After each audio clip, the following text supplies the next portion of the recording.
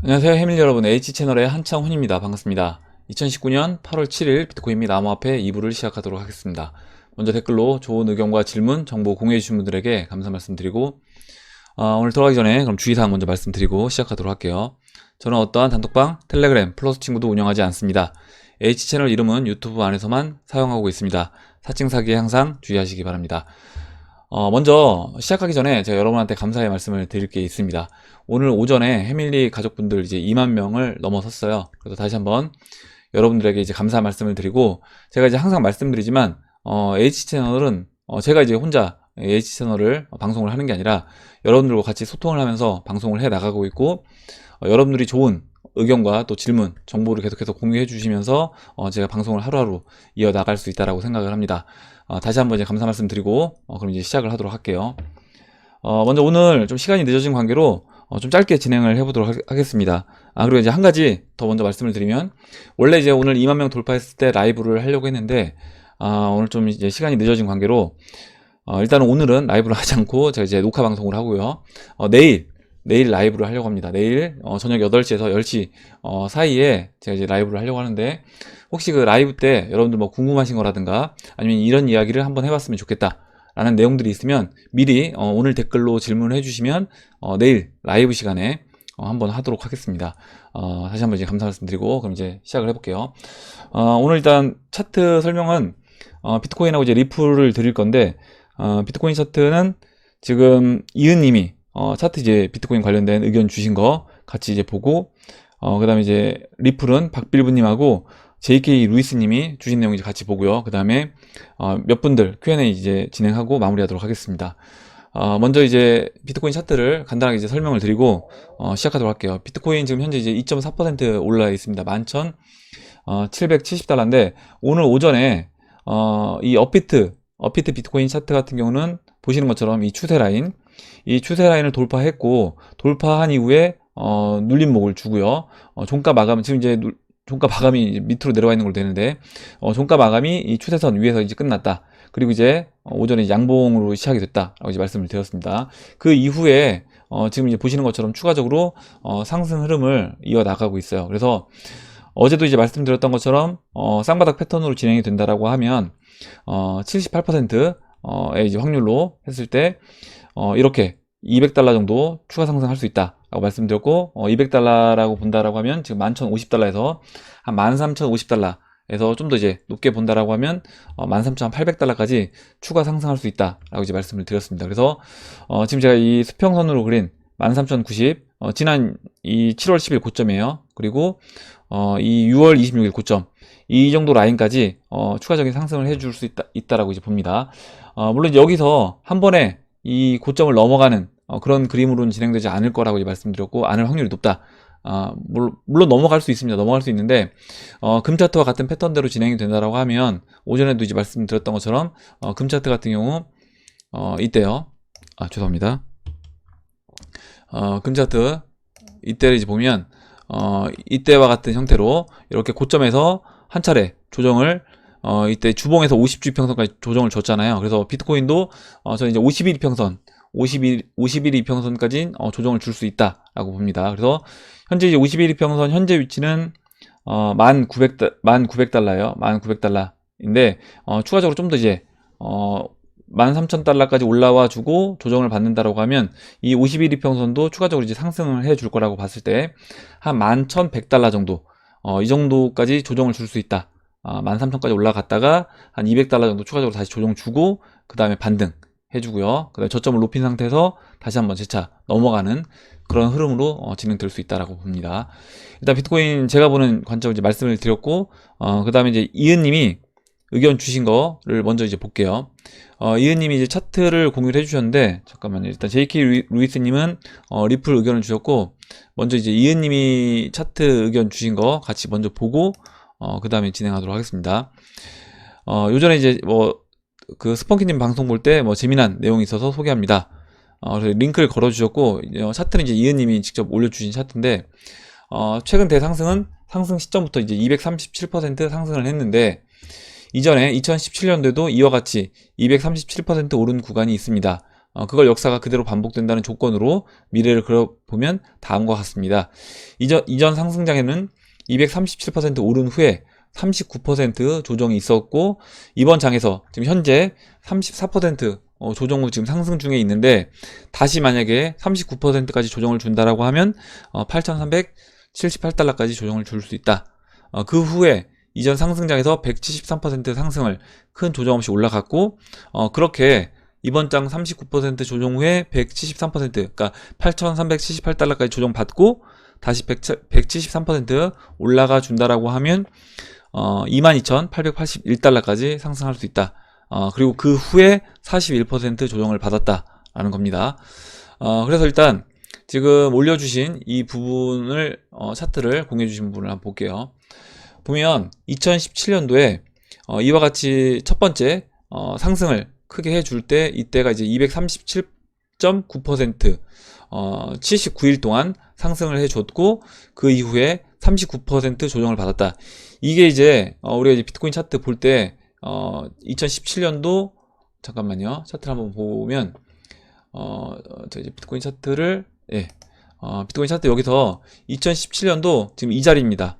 이 채널의 4분의 1과 채널 중심, 이때 이제 상승과 조정 했던 이 기간이 237% 오르고 39% 조정을 받았어요. 그래서 지금 이 모습이 이번에 재현됐다 라고 하면 추가적으로 좀 더 빠질 자리가 있다 라는 겁니다. 8,300달러 정도까지 추가적으로 조정을 받을 수 있고, 그 이후에 다시 올라가 주는 게 아까 얘기했던 173%네요. 173% 올라가 준다.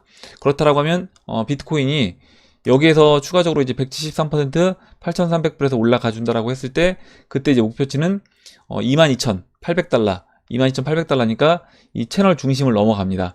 채널 중심을 넘어가는 이때처럼요.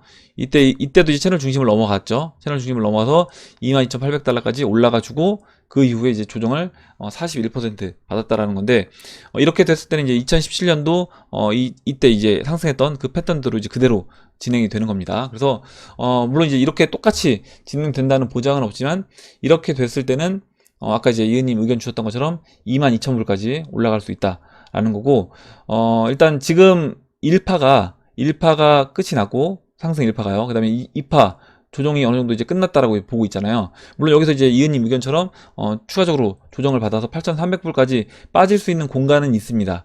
보시면 지금 이 추세선, 그리고 이거 15주로 바꿨는데 이제 20주로 고쳐볼게요. 죄송합니다. 잠깐만요.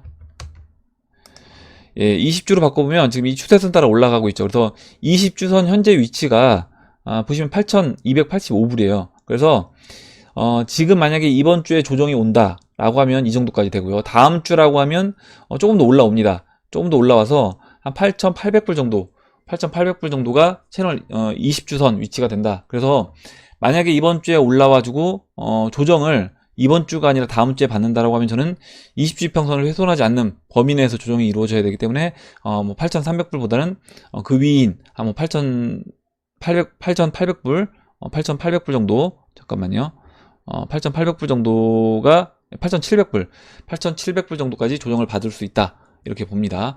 그래서 물론 뭐 이 20주 평선을 무조건 훼손하지 않는다라고 이제 보장할 수는 없겠지만, 2017년도 이때 이제 보시면 20주 평선을 훼손한 적은 없어요. 터치는 하지만 20주 평선을 깨고 내려가진 않습니다. 그래서 이렇게 진행됐을 때는 8,700불 정도까지 저는 조정받을 수 있다라고 보고는 있어요. 근데 지금 어느 정도 저는 이제 하락이 마무리됐고, 아까 제가 보는 뷰는 여기서 추가적인 조정보다는 금차트와 같은 패턴대로 진행된다라고 하면, 조정을 받더라도 올라왔다가 눌러주는, 올라왔다가 금차트와 같이 이런 식으로요.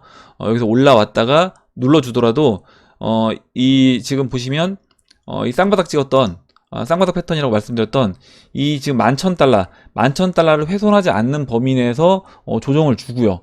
그 다음에 이제 넘어가 줄 거라고 이제 생각을 합니다. 그럼 9,050불에서 만약에 173%로 올라간다 라고 하면 한번 따져볼까요?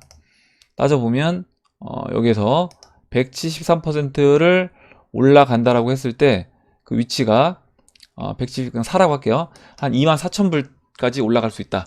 24,000달러까지 올라갈 수 있다라고 봅니다. 그래서 일단 이런 뭐 똑같이 진행된다는 보장은 없겠지만 일단 이런 식으로 진행될 수도 있다라고 한번 재미로 봐주시면 될 것 같아요. 이렇게 의견을 주셔서 한번 이제 봤습니다. 그리고 이제 다음 보도록 할게요. 다음으로 잠깐만요. 다음으로 JK 루이스님으로 이제 돌아가서 리플 차트를 같이 이제 보도록 하겠습니다. JK 루이스님이 오늘 저는 이제 코린이지만 그동안 H채널과 함께 하면서 바운드로 이제 풍어를 읊어 보겠습니다. 이제 차트 올려주시는 분들이 다 이제 코린이라고 하시는데, 차트 이제 보시는 거 보면 저보다 더 잘 보시는 것 같아요. 리플 XRP 사토시 일봉 차트에서 지난 2017년 1월 5일 하단선을 깬 2017년 2월 18일 꼬리를 달며 내려온 차트가 요즘 차트와 매우 비슷하다고 생각합니다. 그 후 11일 동안 사토시 일봉 계속 하방 찍고 흐르다가 2017년도 3월 2일부터 상승하기 시작하면서 약 20일 후인 3월 23일에 1차 슈팅이 나왔는데, 저는 지금이 2017년 2월 18일 이후와 비슷하다라고 이제 보고 있습니다. 만약 비슷하게 간다면 약 11일 정도 사토시 차트에서 하방으로 흐르다가 10일 또는 11일 후인 2019년 8월 15일 기점으로 상향이 이루어지고 약 20일 후인 9월 초에 1차 슈팅이 시작되리라 생각되어집니다. 이렇게 써주셨는데, 일단 제가 쭉 읽어보니까 일단 제가 보는 위치와 비슷하게 보시긴 하는 것 같은데, 약간의 이제 뭐 기간 차이는 있을 수 있어요. 일단 한번 JK 루이스님이 지금 제가 글로 쭉 읽어서 아마 여러분들 잘 이해가 안 되실 수 있는데, 차트를 이제 보면서 같이 한번 보도록 하겠습니다. XRP 이제 BTC 차트에서 지금 JK 루이스님이 이야기해 주신 걸 제가 차트로 설명을 드려보면, 지금 이 위치가 보시면 일단 지금 자리로 먼저 갈게요. 지금 자리로 가서 지금 이렇게 리플이 2700 사토시를 깨고 내려왔잖아요. 이 깨고 내려온 이 모습이 지금 이 자리를 아까 이제 처음에 이야기해 주셨던 2017년 이제 1월 5일 로 얘기해 주신 거고, 그 다음에 2월 18일이 요즘 차트와 이제 비슷하다라는 겁니다. 그러면 리플 차트 이때가 이제 1월달, 그리고 지금 이때가 2월 18일과 비슷하다라는 이제 의견이고, 그럼 이제 2017년 2월 18일 이후에 움직임을 본다라고 하면 지금 위치에서 그 2017년 2월 18일 이후의 모습대로 진행이 될 수 있다라는 의견이에요. 그래서 그럼 이제 2017년 2월 18일로 이제 가볼게요. 가보면 지금 이제 2017년 2월 18일이 제가 지금 두 번째로 타원 이렇게 만들어 놓은 이 자리입니다. 지금 이제 JK 루이스님 의견은 뭐냐면, 저는 이제 지난번에 제가 리플 차트 설명드릴 때, 이 15일 이평선 올라왔기 때문에 여기서 이제 추가적으로 올라간다, 이렇게 이제 말씀을 드렸었는데, 지금 깨고 내려왔잖아요. 깨고 내려왔고, 지금 JK 루이스님 의견은 여기서 지금 자리가 이제 이 자리, 이때 이제 1월달 저점을 깨고 내려온 이 자리이기 때문에, 그럼 추가적으로 리플 차트가 추가적인 하락이 나올 수 있다. 근데 추가적인 하락이 보시면 이제 2월 18일에서 3월 1일이기 때문에 한 12거래일 정도 추가적인 하락이 나오고, 그 이후에 상승으로 진행이 된다. 이렇게 해서 계산을 해보니까, 그러면 실제 상승이 시작되는 타이밍은 8월 15일 정도가 될 수 있고, 본격적인 상승은 그 이후에 15일 이후인 9월 1일이 될 수 있지 않냐, 이런 의견입니다. 그래서 이렇게 이제 진행될 수 있다라고 보는 게, 또 이제 공교롭게도 8월 15일이 베어러블 가이가 이야기했던 첫 번째 589에서 8월 15일, 그리고 589에서 이제 9자가 9월 1일 날 상승을 예상했기 때문에, 또 뭐 날짜로도 또 공교롭게 이제 비슷하게 되기 때문에 그렇게 본다라고 하면 8월 15일 이제 20일 후로 얘기하셨네요. 9월 초로 이제 이야기를 하셨는데, 뭐 9월 1일이 될 수도 있겠죠. 그래서 대략 20일 후인 9월 초에 1차 슈팅이 시작되리라 보여진다, 이렇게 써주셨고, 만약에 이제 그게 아니라고 하면, 사토시가 여기서 더 빠질 자리가 없다라고 하면 오늘이 바로 이제 2017년 3월 2일 자리가 될 수도 있다라는 겁니다. 그래서 오늘이 2017년 3월 2일이라고 하면 2017년 3월 2일은 이 자리예요. 3월 2일이 여기입니다. 여기. 그래서 여기에서 반등이 나오는 그 자리가 될 수도 있다라는 의견이고, 이렇게 된다라고 하면, 일단 지금 제가 어제 설명드린 부분을 잠깐 말씀드릴게요. JK 루이스님 이제 의견은 여러분들 다 이해가 이제 되셨을 거라고 이제 보고, 어제 제가 이제 차트 설명드린 리플 차트 스토시 마켓 차트를 보면, 지금 여기서 이렇게 하락쇄기형 패턴에서 어제 보면 이렇게 좀 아래 꼬리가 길게 거래량이 어느 정도 실리면서 달렸습니다. 이건 약간 뭐 속임 패턴이라고 볼 수 있고요. 여기서 일단 어찌됐든 하락쇄기형 패턴에서 우측으로 옆으로 누우면서 돌파가 됐습니다. 돌파가 됐는데, 지금 보시면 4시간 봉에서 15이평선 맞고 넘어가 주지 못하고 다시 흘러내리고 있어요. 그렇다라고 하면 아까 이제 JK 루이스님 의견처럼 8월 15일까지 추가적으로 BTC 마켓에서 내려올 수 있는 겁니다. 그리고 내려올 때 그때 이제 비트코인은 올라가고 오히려 리플은 달러나 원화 가격으로 추가적으로 상승 못하면서 비트코인만 올라가 주면서요. BTC 마켓에서 추가적인 하락이 나올 수 있다. 그리고 그 이후에 상승 흐름으로 이제 진행될 수 있다라고 봅니다. 그래서 이제 이거는 좀 더 지켜보면 될 것 같아요. 일단 JK 루이스님 이렇게 이제 의견 주셨고, 그럼 다음으로 박빌브님이 의견 주신 부분 보도록 하겠습니다. 먼저 이제 박빌브님도 제가 이제 아까 리플이라고 말씀드렸는데 일단 비트코인하고 리플 같이 차트 의견을 주셨고, 먼저 이제 보면 차트를 보니 유사한 점이 있어 의견을 제시해 봅니다. 일단 내용은 뭐냐면요. 2017년도 1월 2일과 2019년도 6월 24일 비트코인 주봉이 비슷해 보인다. 근거로는 이제 윗꼬리를 길게 달고 내려온 점, 기간은 차이가 나지만 1월 9일 주봉과 7월 22일 주봉이 15주 이평선을 깨지 않았다는 점, 현재 그리고 주봉 위치는 2017년도 2월 6일 주봉과 비슷하지 않나 싶습니다. 이렇게 써주셨는데 일단 제가 이것도 차트를 보면서 같이 이야기를 해보도록 할게요. 박빌브님이 의견 주신 부분 보면 지금 박빌브님이 지금 이 위치요. 첫 번째 제가 동그라미 친 부분, 윗꼬리를 길게 달고 내려온 이 음봉으로 나온 이 자리의 주봉이 1월 2일 주봉입니다. 이 자리가 지금 보시면 이 6월 24일 윗꼬리 달고 내려온 이 주봉, 이때와 이제 비슷하다. 그리고 지금 제가 아까 이제 15주로 고쳤었는데 이걸 15주로 고쳐볼게요. 15주로 고쳤을 때 이때 이제 15주 이평선을 깨지 않은 점, 1월 9일 주봉이, 그리고 7월 20일 주봉도 15주 이평선을 깨지 않았다는 점, 15주 이평선에 만나고요. 그래서 이 모습이 이제 비슷하다. 물론 이제 기간은 약간 차이가 있지만, 기간 차이는 있지만 봉의 모습, 그리고 조정받았던 이런 모습이 비슷하다. 그렇게 이제 본다라고 하면, 일단 방금 전에 봤던 이은님 의견은 현재 비트코인 위치가 이때와 이제 비슷하다. 2017년도 7월달, 6월달, 7월달과 비슷하다라는 거였고, 지금 이제 박빌브님은 1월달과 비슷하다라는 의견입니다. 그래서 이렇게 이 자리와 이제 비슷하다라고 볼 수도 있어요. 왜 그러냐면 지금 시총 차트라든가 알트코인 위치를 본다라고 했을 때는 제가 이제 말씀드리지만 2017년도 6월, 7월보다는 또 2월달, 3월달과 비슷한 모습으로 진행될 수도 있다라고 말씀드렸습니다. 그래서 이제 그 부분에서 의견을 주신 건데, 그렇다라고 하면 이때 지금 이제 2월 6일 모습이 현재 모습까지 비슷하지 않겠냐라는 거고요. 이때 이제 2월 6일 보면 여기서 추가적으로 이제 상승해주고, 그 다음에 채널 4분의 1점 닫고 눌러줍니다. 3주간 눌러줘요. 보시는 것처럼 3주간 음봉이 나와요. 음봉이 나오면서 15주 이평선까지 깨고 내려갑니다. 일시적으로. 그래서 이런 조정이 나왔는데 이 3주간 3월 6일부터 3월 20일까지 비트코인 조정을 받을 때 이때 무슨 일이 있었냐, 리플에서 이제 그 이야기를 해주신 겁니다.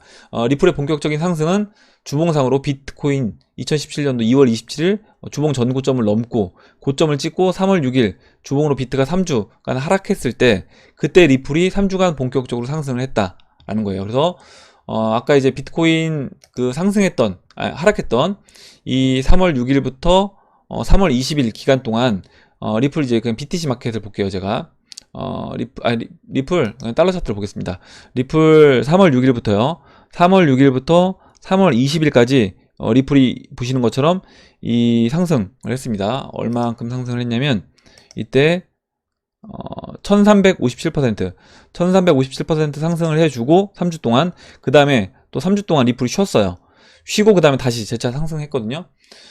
지금 이제 그 이야기를 해주신 거고, 본격적인 상승은 그 이후 3월 27일부터 4월 23일까지 비트가 오를 때 리플은 하락 조정을 받고, 다시 비트가 4월 17일부터 주봉 전고점을 넘어서면서 4월 24일부터 리플은 4주간 폭발적으로 상승을 하고 11월 말까지 긴 횡보를 했다라는 겁니다. 그래서 리플 같은 경우 비트코인 아까 이제 비트코인 상승할 때는 또 리플이 쉬고요. 그 이후에 보시는 것처럼 추가적으로 4주간 또 상승을 했다라는 겁니다. 그래서 지금 박빌브님 의견은 뭐냐면 비트코인도 그렇고 리플도 그렇고 지금 현재 봉의 위치가, 비트코인 같은 경우는 기간 차이는 약간 있지만 그 봉 모양이라든가 그리고 15주 이평선 터치했던 부분을 본다라고 하면 6월이나 7월보다는 2017년도 이때 이제 1월달, 2월달 그 모습까지 비슷하고 그때 리플 움직였던 모습까지 생각해 본다라고 하면 이런 식으로 이제 진행이 될 수 있다라는 겁니다. 그러면 아까 이제 우리가 앞으로 리플 상승을 어떻게 예상을 해볼 수 있느냐라고 하면 결론은 비트가 전고인 13,900달러를 넘고 목표치에 도달하고 하락하면서 도미너스가 무너지고 그때 이제 리플이 상승한다. 그래서 지금 이제 박필호님 의견대로 했을 때 또 이제 제가 비트코인 차트 이제 보는 의견하고 이제 같이 맞물려서 설명을 드려보면 지금 여기에서 추가적으로 일단 올라가 줍니다. 추가적으로 올라가서 비트코인 여기서 이렇게 상승했던 것처럼요. 추가적으로 상승했던 고점을 약간 넘어가는 그리고 박필부님 의견은 지금 여기서 저는 이제 약간 다른 거는 뭐냐면 저는 13,900을 넘지 못한다. 넘지 못하고 조정을 받는 의견을 얘기했고 박필부님은 먼저 13,900을 넘고 그 다음에 3주간 조정을 받을 때 그때 리플이 올라가고 도미너스도 이제 깨질 거다. 그때 이렇게 이야기를 해주신 겁니다. 그래서 일단은 뭐 어떤 식으로 진행이 될지는 좀 지켜봐야 되겠지만 지금 뭐 이은님 의견 주신 것처럼 진행이 될 수도 있고요.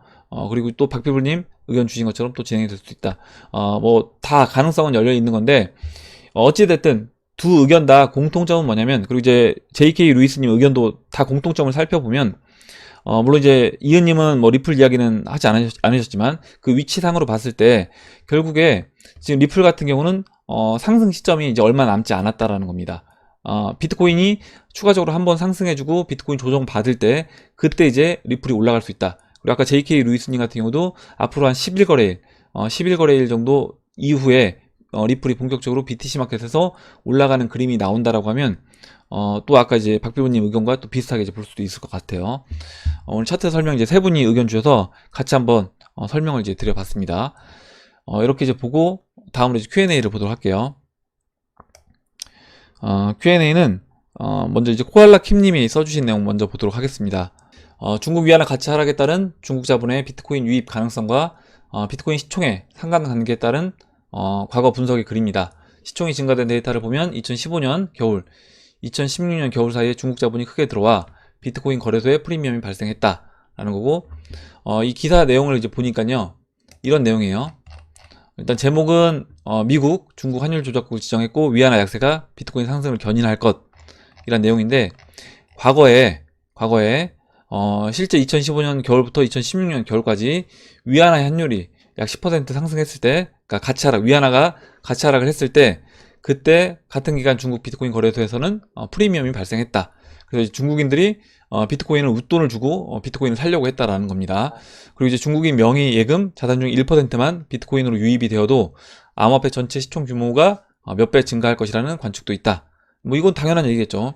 1%만 해도 이제 엄청난 돈일 것이고, 저는 뭐 전체 중국인 전체 뭐 예금에서 1%가 아니라 중국인 부자들, 그러니까 실제 이제 자신들이 위안화 약세로 갔을 때 뭐 일반 서민들은 사실 먹고 살기 바쁘기 때문에 내 돈을 뭐 비트코인을 사야 되겠다, 뭐 금을 사야 되겠다 이런 부분에서 아마 생각할 여력이 없는 사람들이 아마 중국 사람들도 대부분일 거라고 이제 봅니다. 그러면 결국에 중국의 뭐 경제인들 중에 뭐 재벌이라든가 아니면 뭐 당 간부라든가 아니면 뭐 군 간부 상류층들에 해당하는 사람들이 되겠죠. 그러한 사람들 중에 일정 부분 사람들만 자신들이 갖고 있는 돈을 위안화를 이거를 달러라든가 아니면 뭐 금이라든가 비트코인으로 바꾸려고 한다라고 해도 그 돈만 해도 저는 충분히 비트코인을 끌어올리는데 일정 부분 역할을 할 거다라고 이제 보고 있는 거예요.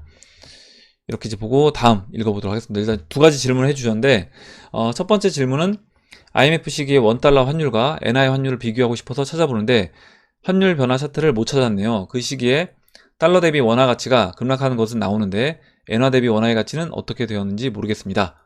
IMF 때 이제 그래서 엔화와 원화가 어떤 움직임을 보였느냐 질문 내용이 이제 이건데 N1 차트를 이제 보면요, 일단 엔화와 원화 차트 보시면요, 분자에 있는 게 N입니다. 그리고 분모에 있는 게 원화하고 보시는 것처럼 엔화 강세 국면으로 가고 있어요. 일단 전체적으로 우상향하는 채널을 보이고 있다. 그리고 지금도 보시는 것처럼 이렇게 수렴을 했던 이 기간, 이 삼각 수렴했던 구간을 돌파해서 한번 눌러주고 그 다음에 다시 20주평선 따라서 지금 반등을 해주고 있다. 그래서 지금 이 엔화와 원화 차트를 봐도 충분히 이 채널 상단까지 올라간다라고 하면 현재 11.4입니다. 11.4고 여기서 채널 상단부는 20이 돼요. 20. 그래서 이렇게 본다라고 하면, 그러니까 엔화 강세 국면으로 간다라고 라고 했을 때 여기서 추가적으로 한 2배 정도, 지금 N1보다 지금 이제 원화대 엔화 그 가치보다 엔화의 가치가 2배 정도 추가적으로 이제 올라갈 수 있다라고 이제 보시면 되고, 지금 이제 물어보신 거는 뭐냐면 1997년도, 98년도 IMF 때 어떤 일이 있었느냐라는 질문인데, 보시는 것처럼 이때 98년도에 차트가 약간 깨져 있어서 일단 제가 달러 대 엔화 차트를 가지고 이제 말씀을 드릴게요. 달러 대 엔화 차트를 보면 보시는 것처럼 98년도에 이때 일단은 98년도 7월 달까지는 달러 강세로 갔다가 98년도 7월 이후에 이렇게 엔화 강세로 갔습니다. 근데 일단 이 98년도 전체를 본다라고 하면 어찌됐든 이 움직임이 132, 그러니까 1달러가 132엔에서 147엔, 변동폭 자체가 그렇게 크진 않다. 그래서 보시는 것처럼 한 10% 안에 그 변동 범위 안에서 이제 98년도를 보냈다라고 하면, 달러 대 엔화는 이와 같은 변동폭에서 움직였고요. 그 당시 98년도에 우리나라 같은 경우는 달러 대비해서 거의 900원에서 한 2000원까지 원화 가치가 하락을 했습니다. 그렇다라고 하면 아마 이제 이 자리에 나와 있지 않다고 하더라도 이때 이제 원화 대비 엔화가 급등한 모습을 예상해 볼 수 있다. 이렇게 이제 말씀을 드릴게요. 두 번째 질문을 보면, 앞으로 원화 환율이 절하된다는 가정하에서 달러는 예전처럼 달러가 큰 절상이 되고 엔화 절상폭은 작으면 개인들이 단기간으로 봤을 때 달러와 엔화의 매수 비중을 달러를 더 높여야 하지 않냐, 이렇게 이제 물어보셨는데, 뭐 달러도 좋고 이제 엔화도 좋다라고 보는데요. 일단 달러와 엔화를 놓고 봤을 때는 달러 대비해서 물론 이 국면이 지금 만약에 엔화도 올라가고 달러도 이제 올라갈 거라고 이제 봅니다. 우리가 보고 있는데 달러와 엔화를 봤을 때는 달러 대비해서 엔화가 좀 더 강세 국면으로 갈 수 있다. 왜냐면 이제 현재 위치가 달러 대 엔화는 우하향, 그러니까 엔화가 강세 국면으로 전체적으로 흘러가는데, 그 중에서 지금 보시는 것처럼 채널 상단에 있기 때문에, 상단 근처에 있다고 보면 여기서 이제 달러와 엔화를 봤을 때 엔화 강세 국면으로 갈 수 있는 더 공간이 많다라는 거죠. 이렇게 보면 저는 이제 달러보다는 오히려 엔화가 좀 더 강세 국면으로 진행되지 않겠냐. 그렇게 되면 아까 이제 제가 차트 설명드릴 때 엔화 원화에서 아마 이번에는 이 채널을 넘어갈 수도 있다라고 봅니다. 채널을 돌파해서 상승해 줄 수도 있다라고 또 봐요. 이렇게 이제 말씀드리고 다음은 이제 넘어가도록 하겠습니다. 다음으로 김민구님이 써주신 내용 보겠습니다. 암호화폐 지갑의 원리가 궁금해서 여쭤봅니다. 암호화폐 지갑은 그 자체가 블록체인의 원리로 만든 것인가요? 이거 뭐 지갑에 따라 좀 다를 거라고 이제 생각을 해요. 제가 지금 그냥 확인 차원에서 이것저것 써보고 있는데 다들 불안하니 콜드월렛을 구입해서 쓰라고 하더군요. 만약 모든 지갑이 블록체인의 원리로 만들어졌다면 핫월렛 같은 모바일용으로 휴대폰에 설치하여 쓰더라도 개인 키나 제공하는 12개의 키 단어들의 정보만 잘 관리하여 다른 사람이 알지 못하게 하면 되는 거 아닌가요? 그러니까 이거를 지금 이야기하셨던 것처럼 이거 지난번에 그 베티서님이 의견 주셨던 그 월렛 관련된 정리해 주신 내용 보면 거기도 이제 이와 같은 내용이 나와 있습니다. 핫월렛 같은 경우 당연히 이 개인 키 그리고 12개의 키 단어를 내가 절대 해킹당할 일 없이 난 제대로 보관할 수 있다 라고 하면 문제가 될 게 없어요. 근데 그렇지 않고 핫월렛 같은 경우는 당연히 이런 부분에서 해킹이라든가 PC가 해킹당했다든가 이렇게 됐을 때 이제 문제가 될 수 있다는 거죠. 그러면 콜드월렛은 뭐가 다르냐 라고 하면, 콜드월렛도 이제 블록체인에 보관하는 건 그 장부가 기록되어 있는 건 맞습니다. 근데 최종적으로 내가 이 자금을 이 지갑에 있는 내 지갑에 있는 돈을 나가기 위해서 만약에 콜드월렛이 아니라 핫월렛에 보관했을 때는 이거를 그냥 PC 해킹을 통해서 빼갈 수 있는데, 만약에 제가 콜드월렛에 보관했을 때는 물리적으로 콜드월렛에 승인 버튼 뭐 2개, 나노레저 같은 경우는 2개 동시에 이제 버튼 누르잖아요. 그런 최종적인 승인 작업을 해줘야지만이 그 돈이 나간다는 거예요. 그래서 그런 부분에서 차이가 있고, 만약에 해커가 해킹을 한다고 하더라도 내가 이제 순간적으로 그 콜드월렛 접속했을 때 해커가 들어와서 해킹을 한다고 하더라도 그 콜드월렛에서 승인하는 그 부분까지 누를 수가 없기 때문에, 그렇게 된다고 하면 좀 더 이제 콜드월렛이 안전하지 않냐, 핫월렛보다는, 그렇게 이제 보시면 될 것 같고, 만약에 오늘 제가 이제 설명드린 부분에서 잘못된 부분이 있다라고 하면 지갑에 대해서 잘 아시는 분들 답변 주시면 좋을 것 같아요. 일단 제가 봤을 때는 이제 이렇게 이해를 하고 있습니다. 예, 그리고 이제 지갑은 뭐 여러 가지 지갑 얘기해 주셨는데 일단 지갑은 본인이 검토해 보시고 선택을 하시는 게 맞을 것 같아요. 마지막으로 이제 그레이트 추님이 써주신 내용 보고 마무리하도록 하겠습니다. 좀 전에 YTN 뉴스 실방 보면서 경제 시황 분석을 아주 집중하면서 봤더랬습니다. 영상 말미에 일본이 금융 공격도 염두에 둔 발언을 했는데 가능성이 있는지와 그랬을 시 어느 정도 타격이 올까요?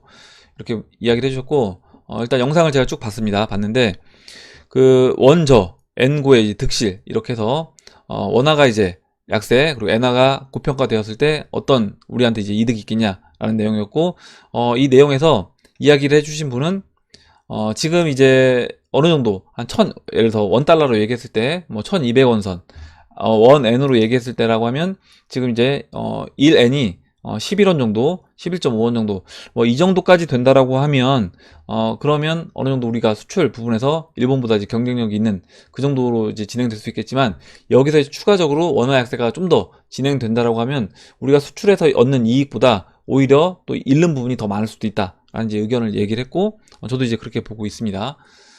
왜 그러냐면 물론 이제 수출 부분에서는 경쟁력이 있을 수 있지만 우리나라 IMF 겪었을 때 본다라고 하면 외국인 투자자들 입장에서 봤을 때 외국인 투자자들은 우리나라 원화 가치가 떨어지면서 자신들이 우리나라에 갖고 있는 뭐 주식이라든가 부동산 이런 자산들이 가치가 떨어지기 때문에 우리나라 자산들을 하루도 빨리 팔고 나가려고 할 거예요.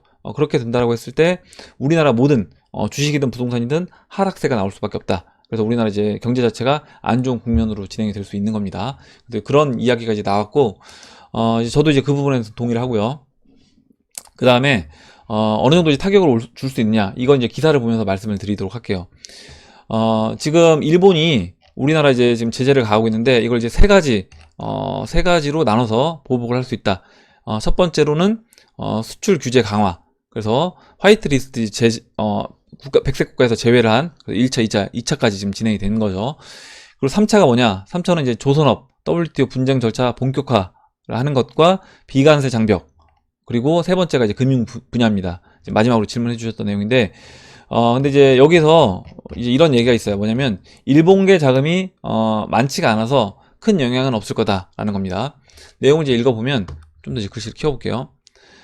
금융 분야로 이제 보복이 확대 가능성이 있는데 큰 실익은 없을 거다라는 내용이고 보시는 것처럼 이제 일본계 금융사들이 1997년 IMF 외환위기 때 한국으로 흘러간 자금을 회수 위기 상황을 악화시킨 것처럼 이번에도 이제 그렇게 할 수 있지 않느냐라는 건데 우리나라 이제 일본계 은행 국내 지점 총 여신이 24조 7천억 원이고 이거는 1분기 말 기준 국내 은행 전체 여신에서 1.2%에 불과하다. 그래서 이제 그 금액 자체가 크지 않다. 라는 겁니다. 그리고 일본계 투자자금, 우리나라 주식시장이라든가 이런데 채권시장 내 일본계 투자자금이 주식시장 2.3% 그리고 채권시장 1.3%에 해당된다. 그래서 이런 금액도 크지 않다라는 거예요. 근데 다만 이제 일본계 대출 점유율이 4분의 1에 육박하는 저축은행이라든가 대부업체, 서민금융시장은 좀 이제 일본 금액이 많기 때문에 여기 부분은 좀 이제 위험할 수 있다라는 이제 의견이었는데 기사 내용을 보면 여기에서 저는 이제 제가 보는 부분은 이렇게 이제 보고 있습니다. 뭐냐면, 지금 일본이 우리나라 이제 화이트리스트 제외를 시켰잖아요. 이게 제가 지난번에 말씀드렸지만, 일본 스스로 혼자 이걸 진행하진 않았을 거다. 그러면 결국에 미국의 승인 하에 이걸 진행하는 것이고요. 만약에 일본이 일본 투자자금만 금융 제재를 했을 때 일본 투자자금만 빼나가는 것이 아니라 일본 투자자금 빼나가면서 우리나라 이제 뭐 국가 신용도가 떨어진다거나 아니면 기업들 신용도까지 하락시킨다라고 했을 때 그때 나머지 외국인 투자 자금들까지 같이 빠져나갈 거라는 거죠. IMF 때도 똑같이 그런 식으로 이제 진행이 됐습니다. 그렇다라고 하면 여기에서 뭐 일본인 투자 자금이 1.2%밖에 불과하지 않기 때문에 우리나라에 큰 영향을 안 줄 거다. 이렇게 이제 보기보다는 일본인 투자자금이 빠져나가는 이거를 이제 시발점으로 해서 다른 외국인 투자자들, 특히 이제 미국계가 될 수 있겠지. 미국계와 뭐 영국계 이런 자금들이 빠져나갔을 때 그때 우리나라한테 줄 수 있는 타격. 그리고 이제 또 원화 가치가 떨어지면서 같이 줄 수 있는 영향을 본다라고 하면 이거는 우리가 야 이거 1.2%밖에 안 되니까 뭐 별거 없을 거다라고 생각하기보다는 최악의 경우까지 생각해 봐야 되지 않나 이렇게 이제 봅니다. 오늘 여기까지 하고 마무리하도록 하겠습니다. 오늘 나온 얘기 중에 여러분들 궁금하신 내용 또 의견 같이 이야기하고 싶은 정보 있으시면 정보를 공유해 주시면 같이 이야기해보는 시간을 가져보도록 하고요. 또 내일 오후에는 라이브를 진행하도록 할 테니까 그 라이브 때 또 이제 궁금하신 내용 또 질문해 주시면 그 부분도 같이 내일 라이브 시간대에 이야기를 해보도록 하겠습니다. 댓글 남겨주신 해밀리 여러분 다시 한번 감사 말씀드리고 끝까지 영상 시청해주신 해밀리 여러분 감사합니다. 예, 그럼 이상으로 영상을 마치도록 하고 영상이 도움이 되셨다면 좋아요와 구독 버튼 그리고 알림종 버튼을 눌러주세요. 감사합니다.